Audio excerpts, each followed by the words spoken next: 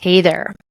So I was reading a survey on life satisfaction, and what it said was that only 47% of people in the United States are highly satisfied with their life. So basically, that means if you and I are sitting in a room together, less than half of us is highly satisfied, which I'm not sure how we're going to do the division on that, but not really wanting to cut off a quarter of myself to fit into it. So today we are going to look at the 2 things that kill life satisfaction and 3 things that we can do to level up our game. Let's get started.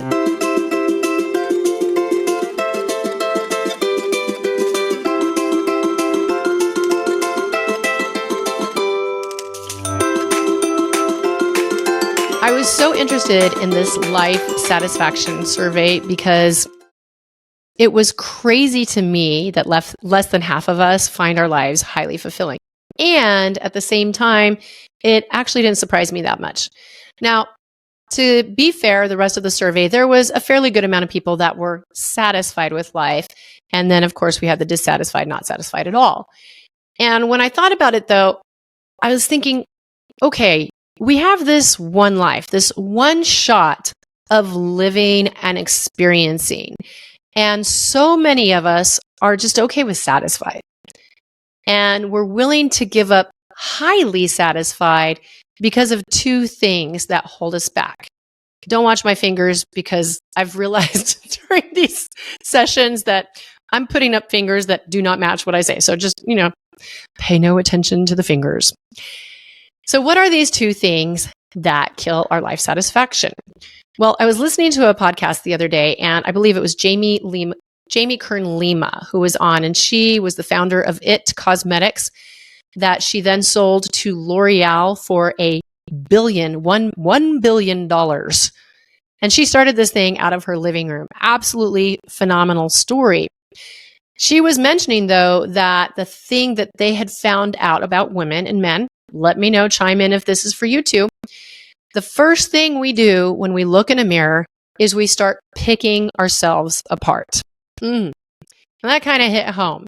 Now, I like to pride myself on the fact that I generally am pouring in some sort of audiobook or whatever where I'm learning, it's uplifting me, and I try to keep an uplifted mindset. But just like everyone else, I am not immune to a bad day. I just posted and sent out an email the other day about how I was in a bad mood.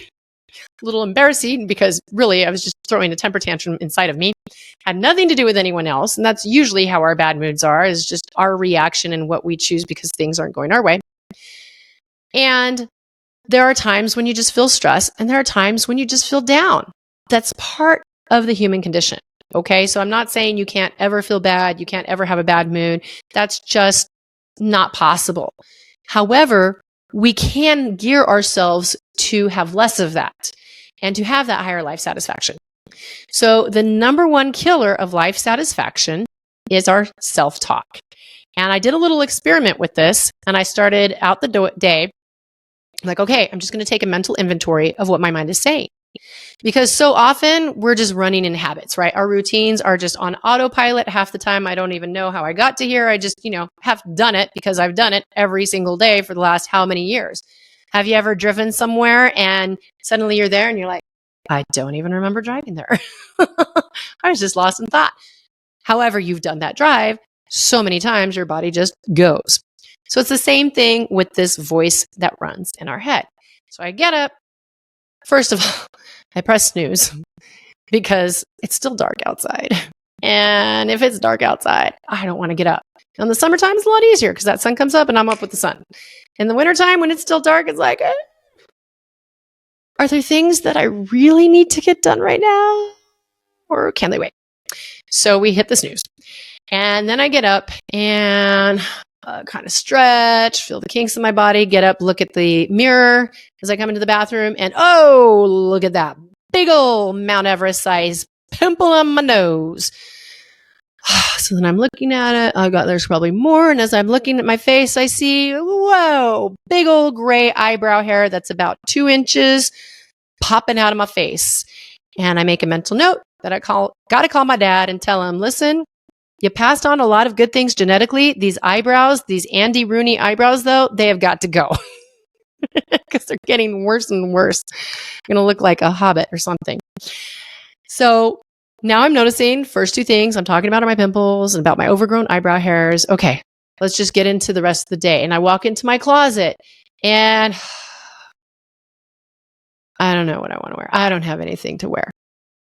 I have a whole closet full of clothes right in front of me, but I wear that every day. I wear that every day. I don't want to wear that one. I don't know why about that. That color just doesn't look good on me. That one I don't fit into anymore. That's too heavy for today. That's a little too light for today. I don't know what I want to wear.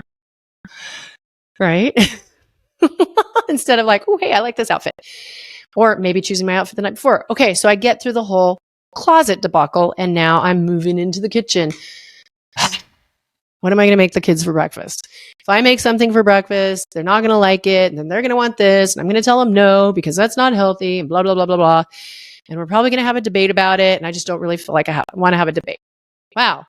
Not a very exciting way to start the day. And I haven't even made it to breakfast. This is what's going on with our self-talk. 24/7, non-stop. It just goes, okay? Now, the reason that we have this self-talk that is usually a little more on the negative side is because of this little friend we have in our brain called the amygdala. It's small. It's about the size of an almond, yet it's kind of like a chihuahua. It's like, small package, big bark, blah, blah, blah, blah, I will take over. I own this house, right? That's what the amygdala is like. I may be small, but I own you. And its job is to protect us. It's the worry center. It's the thing that keeps us safe. Okay. So it's not a bad thing. And back in the day when, we had to fend for ourselves out in the wild, or we just didn't have as much convenience and stuff around us, that was a good thing. Like the movie The Croods. I love it. So cute. If you haven't seen it, watch it. My girls love it. It's based on a cave family. And you have the daughter, of course, she's younger, so she wants to go and explore the world. She has that invincibility factor that we all have when we're teenagers and kids. And why don't we get out of here, Dad? And the dad is all about, no, cave is safe, outside bad, death. And so he's always keeping them together. Anything new? Bad, Dad. Because it could be. You could walk outside your cave and be like, "Ooh, look at that berry! Eat! Now I'm dead. Oh, maybe I should watch an animal die first and see if they live before I eat that berry." So the amygdala does have a purpose.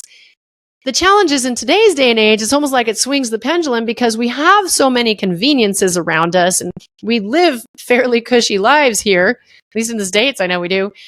And we don't really have to be looking out for, is this poisonous? Is that animal going to kill me? Whatever.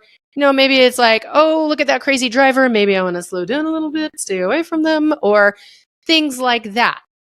But it still keeps going and talking and doing all of these things. The self-talk is huge. So another way that you can look at it is, what are you paying attention to?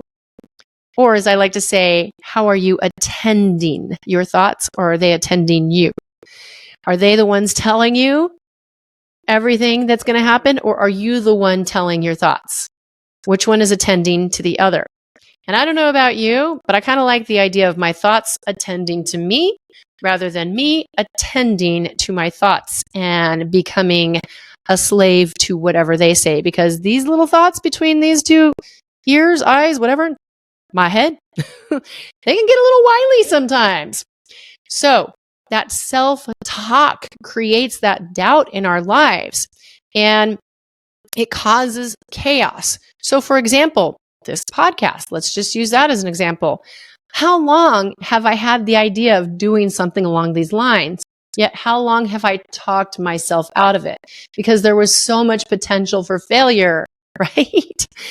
And so I put it off and I put it off and I put it off because this brain didn't want to shut up about it.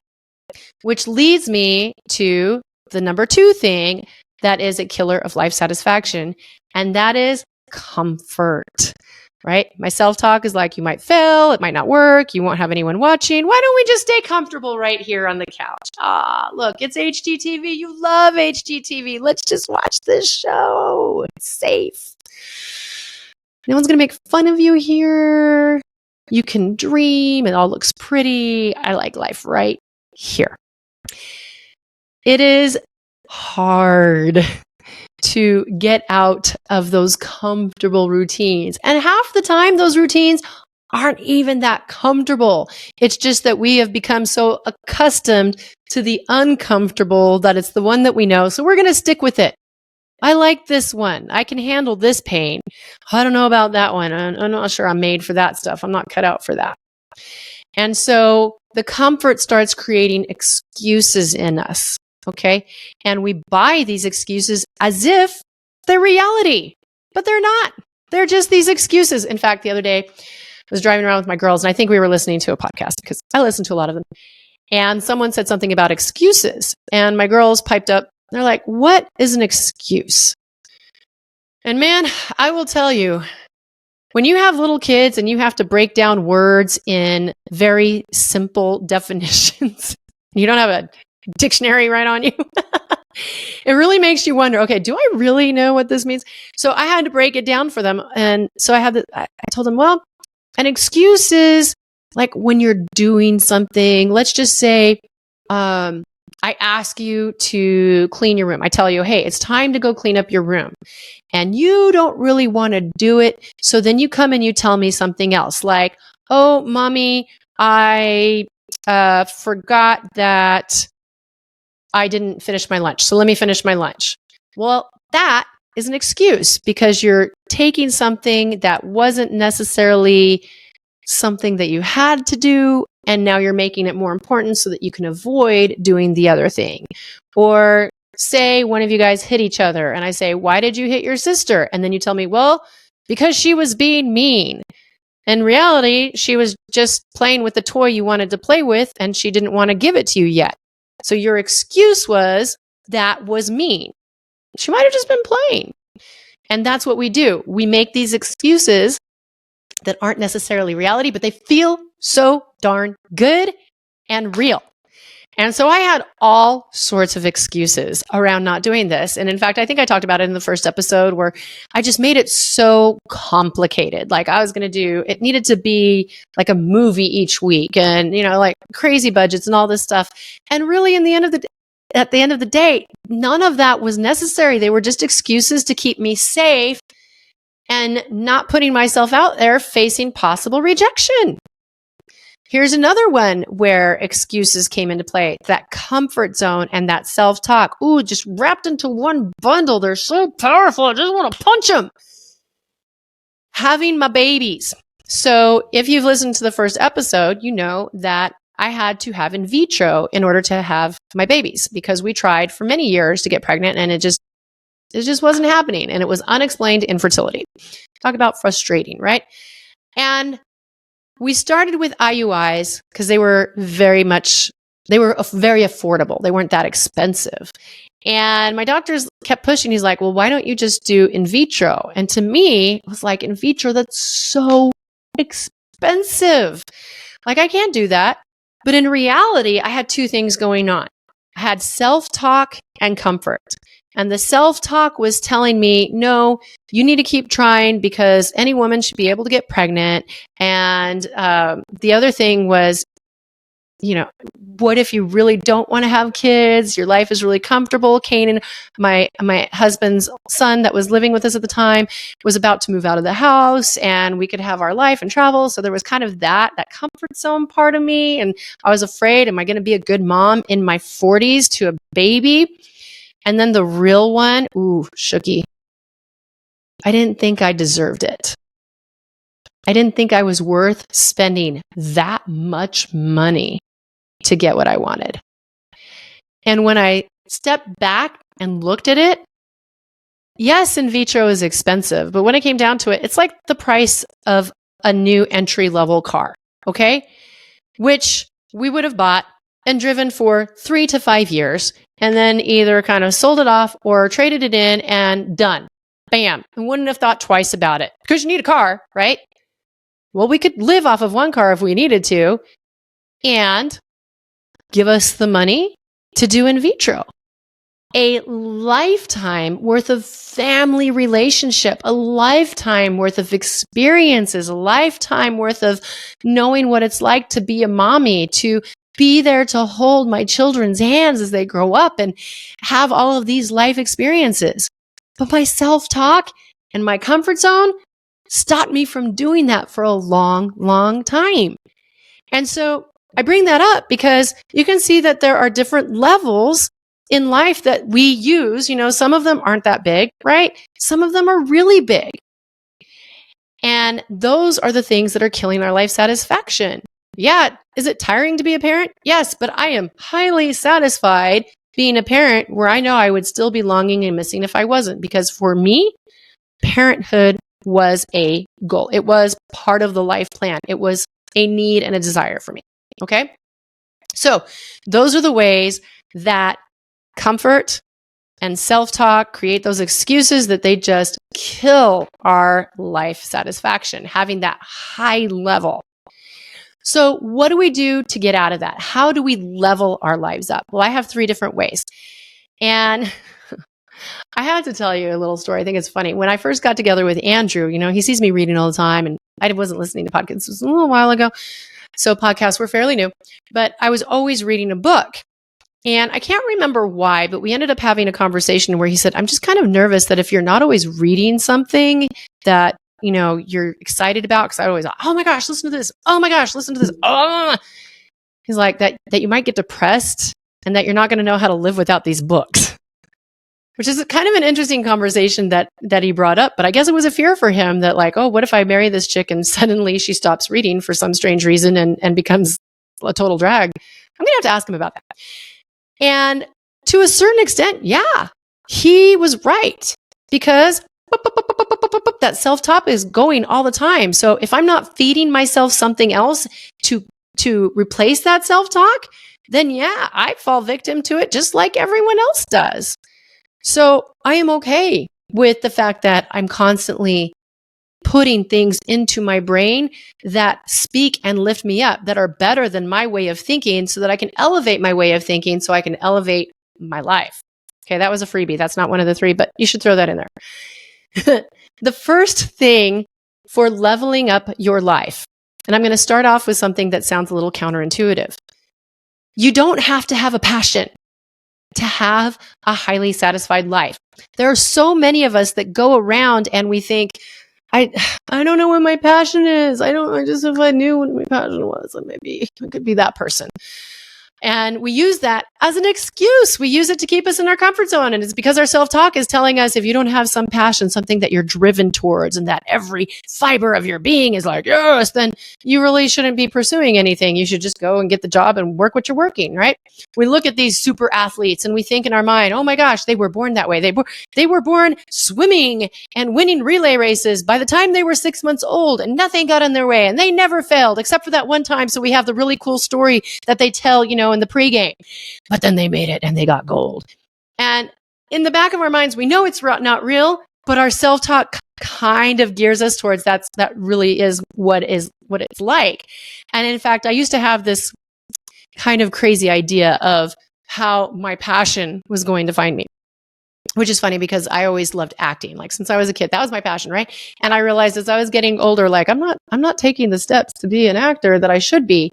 But I thought that it had to go down like this. Like I'd be, just hanging out, or I'd be walking down the street. I don't know. I think I was walking down the street. I always pictured myself on a sidewalk. I'm walking down the street and suddenly the clouds would part and a ray of sunshine would just beam on me like, wow. And then there would be this loud booming voice and it would say, Mitch, this is God. And I would be like, oh, God?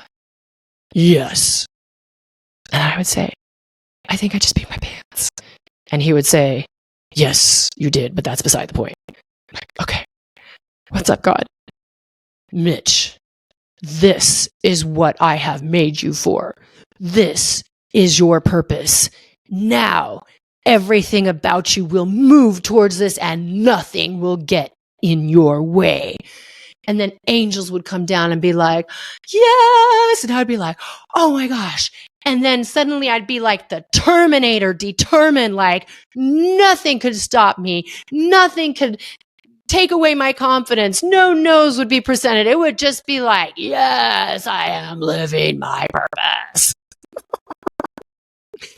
And I know this wasn't reality. Like, this is not what I was actually, thinking had to happen. And there was this part of me that kind of felt like, I just need someone to tell me. And when it comes down to it, guess what? A lot of people, we fall into passions by just taking step number 1, which is action. Okay, let me tell you some passions that I can tell you are passions because I do them a lot. I love vacuuming with my Dyson stick vacuum. Hey, Dyson, right here. I'm your girl still. Why? I freaking do it every day, multiple times a day. I'm vacuuming my couch, vacuuming my floors. There will be no fur, despite the animals, despite all the hair in this house. Eating carby sweets. They're in front of me. Guess what? They will probably be in my mouth. Very, very passionate about it. My action, they are picking up, eating, right? And HGTV. Love that stuff, man. I can just sit there and walk through model homes all day and just be like, oh, look at that. I would do this. I would do that differently. I like what they did there. Okay. So I can tell you that when I was a little girl, I did not sit there and dream about the day when I would own a stick vacuum and vacuum like 24/7. I wasn't just like, oh man, I can't wait until I have that stick vacuum and it's like attached to my hand and I just walk around it like a pro and there is no fur on the floor.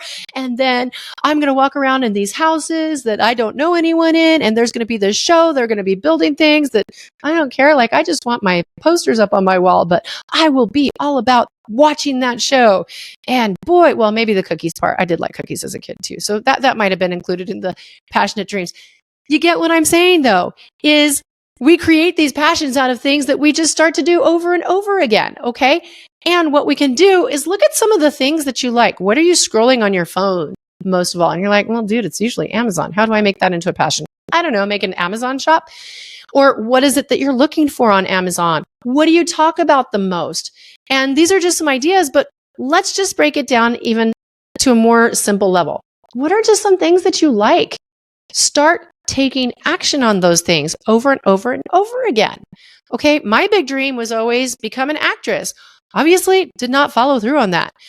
However, I fell into personal development world and I started going to these trainings and I started studying and I kept reading and I kept taking action over and over and over again.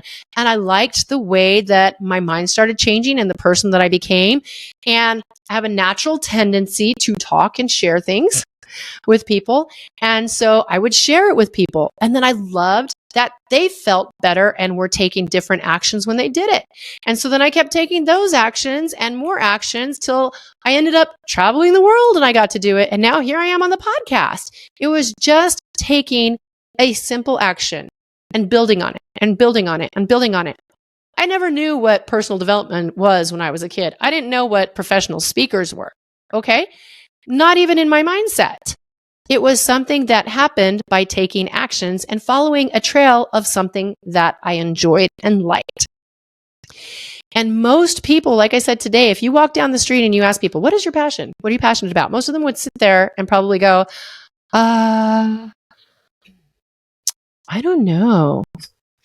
That's why I just work at this job, right? Because we feel like we have to have that divine inspiration moment.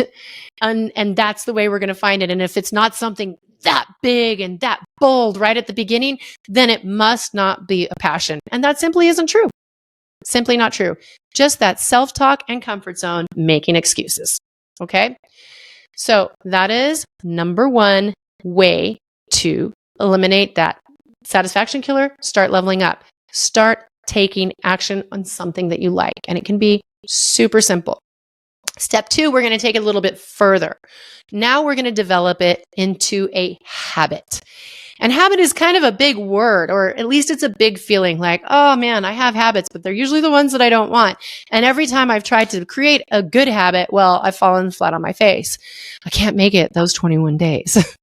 And I'm sorry to ruin this, but it's not 21 days. It's closer to like 287 days, sometimes a little faster, sometimes a little longer.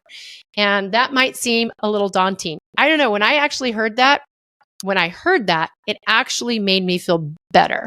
And the reason was because I kept failing at 21 days. I would hit these 21 days that everyone kept saying, you form a habit in 21 days. And 21 days later, it wasn't a habit for me. I still had to make a full conscious decision to do it. And then some days I skipped. So I'm like, do I have to start over? And when I heard it can take longer, and it usually does.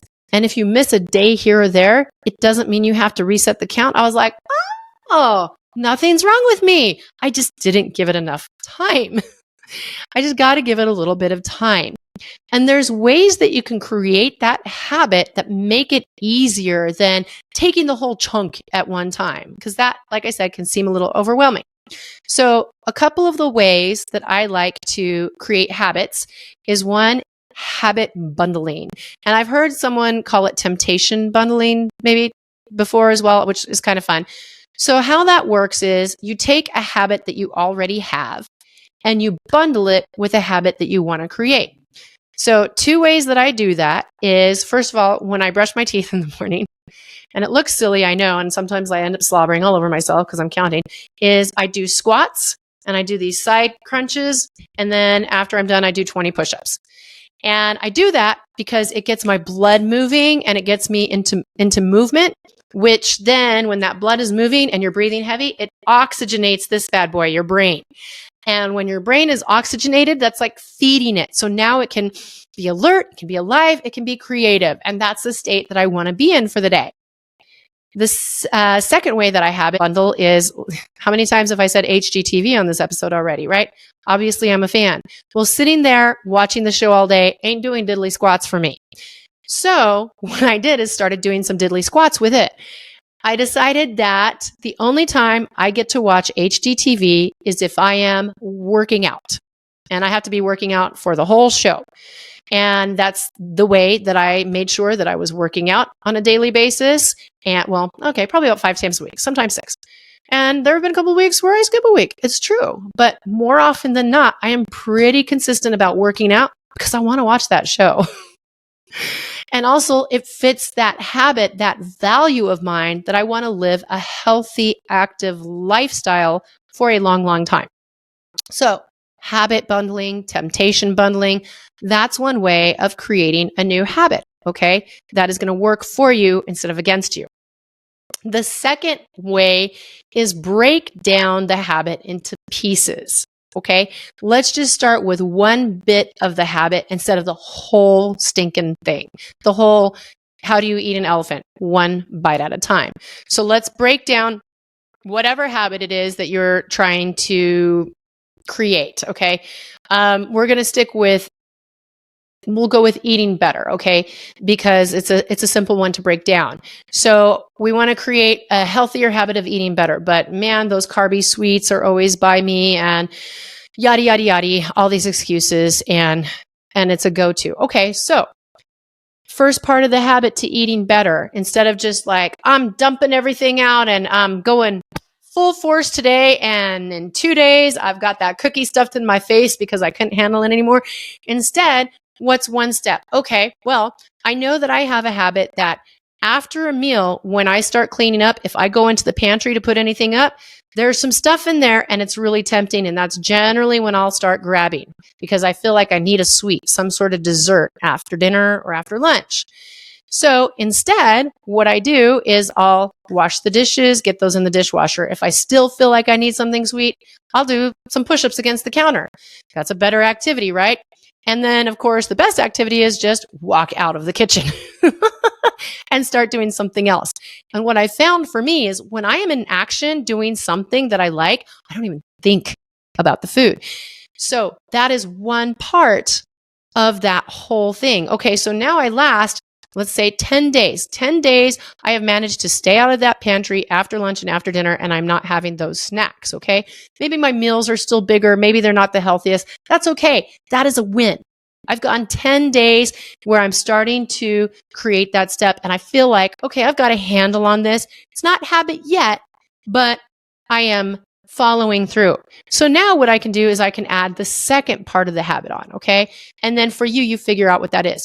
And I'm not talking about just sticking with eating, but you can do this towards things that you want to accomplish in your life, right? So, for example, my house. Again, back to HGTV. I want to decorate the whole dang thing. Like, I got plans for this wall behind me. It's going to be really pretty one day. We're taking it in steps, right? Because we don't have the budget to do everything right away. So we break it down. Same thing with this podcast. Guess what? I don't have 1 million viewers right now. It's not going to happen at the very beginning. However, I'm going to be consistent. What I can do is film it and release it every single week so that people know that I am reliable and will be there so that they can continue to come back and see, oh, has she improved? Good, I can finally watch her.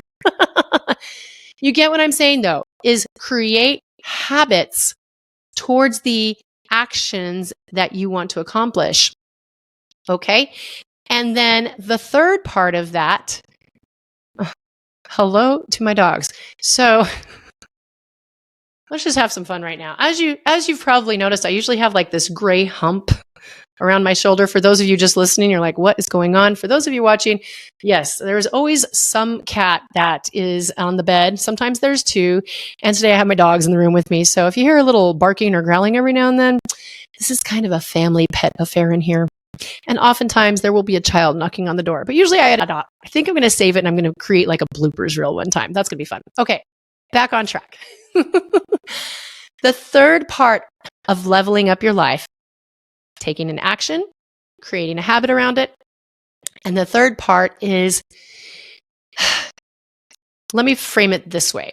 Oftentimes we create these big super goals, right? Like, I am going to have 1 million downloads of this podcast, or I am going to have $1 million in the bank, or I'm going to weigh this much, or I'm going to be with this person, or whatever, or that it is. We have these big goals and we work hard towards it and we get there and suddenly we have it and we're so happy. We're so excited. It feels so good. And then the next day we're like, now what? And we feel deflated again. And we have to start the whole thing over again.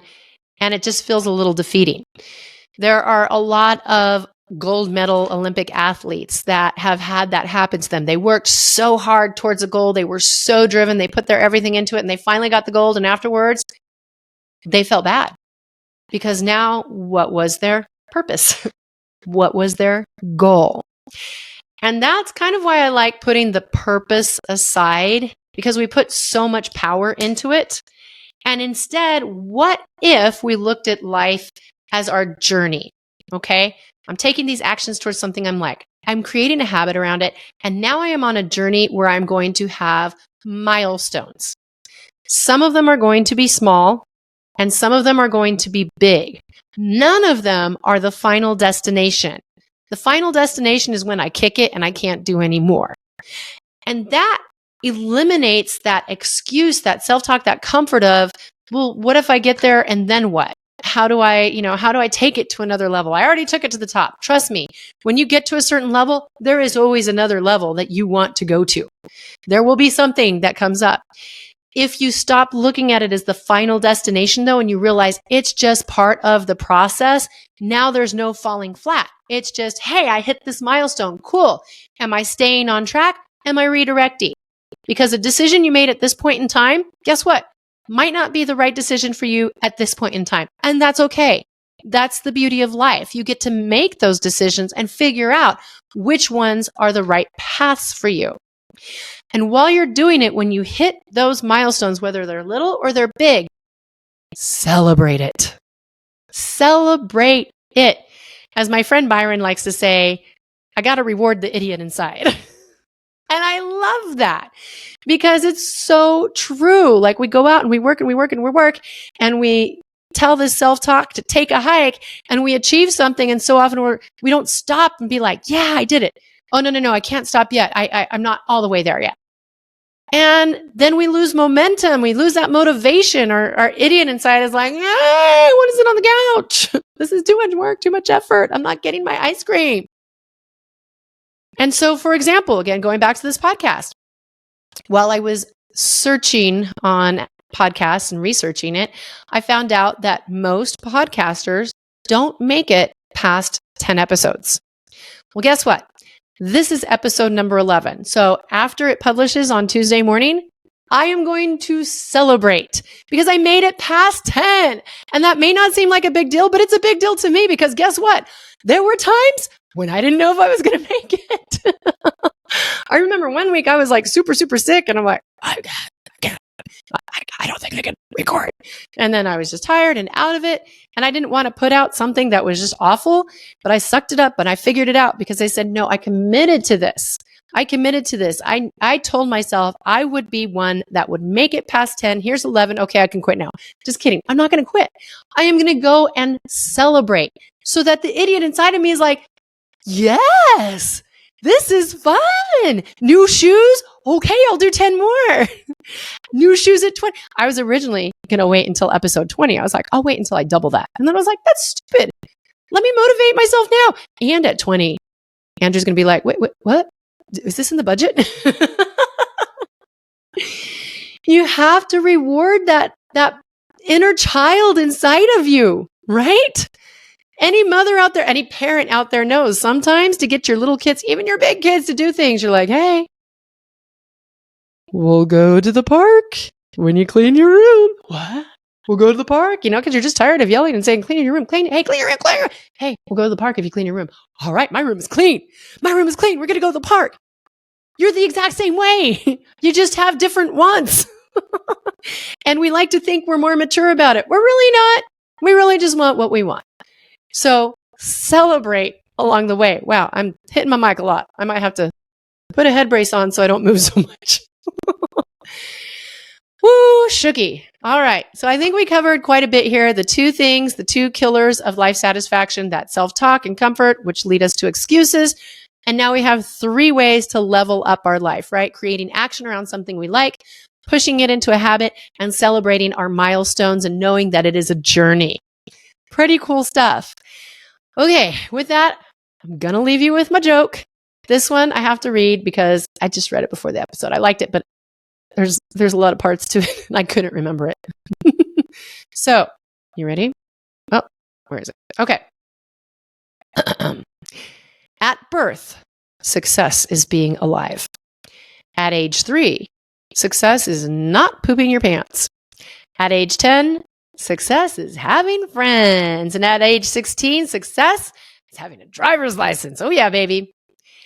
At age 20, success is having sex. Woo, shooky. At age 30, success is having money. At age 40, success is still having money. At age 55, success is having sex. At age 70, success is having a driver's license. At age 75, success is having friends. At age 80, success is not pooping your pants. And at age 100, success is being alive. So that right there shows you life is a journey full of milestones. It's not just one goal to hit and then be deflated. It is that journey to be celebrated, to be lived as well as it can be lived. Again, you get this one time. Make it count.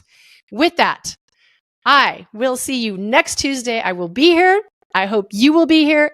Thank you for joining me. Thank you for being the reason that I keep going after this and showing up so that I show up for you. If you found this to be something that you got excited about, that inspired you, and you're thinking of someone, please share it. And I would love it if you could subscribe and like it too. That would mean the world to me, just like you do to me.